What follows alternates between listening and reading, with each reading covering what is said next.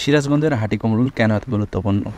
তার কারণ হচ্ছে এটি বাংলাদেশের অন্যতম ব্যস্ত ট্রাফিক জংশন, যা উত্তরবঙ্গ এবং দক্ষিণবঙ্গের সংযোগস্থল।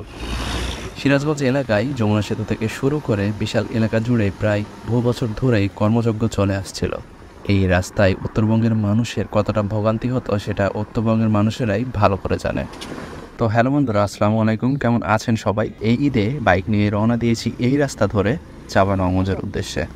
আজকের এই ভিডিওতে আমার এই বাইক যাত্রায় সিরাজগঞ্জের এই এলাকাটুকু একটু এক্সপ্লোর করার চেষ্টা করব, যে পূর্বের অভিজ্ঞতা কেমন ছিল এবং বর্তমানে এটার অবস্থা কেমন। এবার ঈদে উত্তরবঙ্গের মানুষেরা কতটা সুবিধা পেতে পারে, নাকি আবার সেই আগের মতো ভোগান্তিতে পড়তে হতে পারে এই রাস্তায় ট্রাফিক জ্যামের জন্য।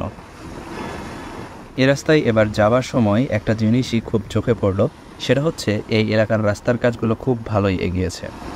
আগের সেই ভয়ানক যানজটের জায়গাগুলো এখন বেশ উন্নত হয়েছে, এবং এই পথের সবচেয়ে বড় পরিবর্তন যেগুলো চোখে পড়ার মতো সেগুলো হচ্ছে বেশ কিছু আন্ডারপাস এবং ওভারপাস। এগুলো চালু হওয়ার কারণে রাস্তার গতি অনেকটাই বেড়ে গেছে, যার ফলে আশা করা যায় ঈদের আগে আগের মতো ট্রাফিক জ্যামের মতো ঝামেলা অনেকটাই কমে আসবে। বিশেষ করে হাটিকুমরুল এলাকায় যানজটের জন্য যে সমস্যার সৃষ্টি হতো সেটা আবার তুলনামূলকভাবে কম হবে বলে আশা করা যাচ্ছে। তার কারণ এখানে কয়েকটা ফ্লাইওভারও চালু হয়ে গেছে। ভালোই লাগছে এই রাস্তায় বাড়ি যেতে, তার কারণ রাস্তায় বিশেষ নতুনত্ব উপলব্ধি করা যাচ্ছে। এই রাস্তাটা পুরোটা সম্পূর্ণরূপে কমপ্লিট হয়ে গেলে রাস্তার গতি অন্যরকম হয়ে যাবে, এবং আশা করা যায় এই রাস্তায় দুর্ঘটনাজনিত কারণ ছাড়া সেই রকম কোনো যানজটের সমস্যা হবে না। আমি এবার একটু আগেই বাড়ি যাচ্ছি, তার কারণে রাস্তা অনেকটাই ফাঁকা, কোনো রকম কোনো যানজট তো নাই, এবং রাস্তা দেখে মনেও হচ্ছে না যে এটা সেই পূর্বের পুরনো রাস্তা যেখানে ঘন্টার পর ঘন্টা জ্যামে বসে থাকতে হতো। তবে এখনও কিছু জায়গায় কাজ বাকি আছে, বিশেষ করে কিছু জায়গায় এখনও সিঙ্গেল লেন রয়ে গেছে। এইসব জায়গাগুলোতে দেখা যাচ্ছে যে যানজটের মতো সমস্যা হতে পারে, যার কারণে আবার অনেককে দীর্ঘ সময় আটকেও থাকতে হতে পারে। তবে আপনারা যারা বাইক নিয়ে আসতে চান তাদের জন্য পারফেক্ট সময় হচ্ছে সেহরি করে রওনা দেওয়া।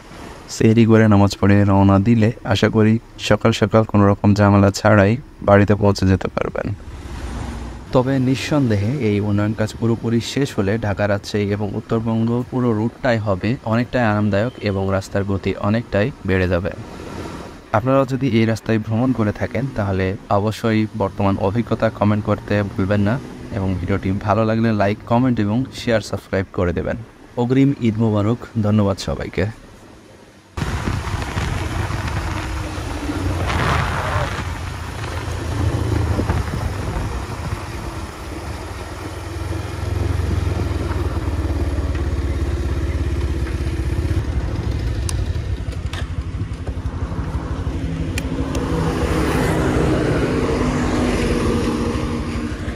এখান থেকে মানে ওই যে ঢুকছি ওই দিক থেকে আশেপাশে যে রসুন সেটা ঝাঁজ পাওয়া যাচ্ছে।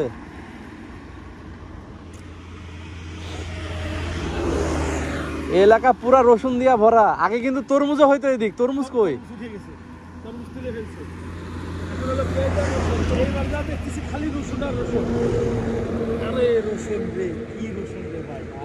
পুরা এলাকা খালি রসুন আর রসুন।